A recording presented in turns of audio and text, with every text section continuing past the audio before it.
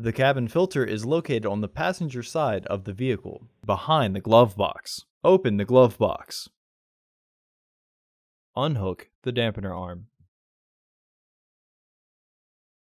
Push in on both sides of the glove box to release the stops. Lower the glove box.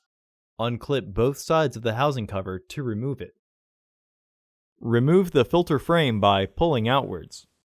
Remove the filter from the tray. There are two rails in the tray that the end folds of the filter need to be behind in order to be secure. Install your new AQ1262 filter with its airflow indicating arrow pointing down. For easy reinstallation, the words on the front of each tray reveal if it is right side up. Reclip the housing door. Reinstall the stoppers. Reinstall the dampener arm.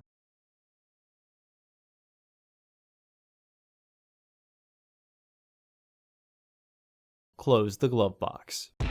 Order your parts today at filterheads.com. Also, please like our video and subscribe to our channel so you won't miss any new content.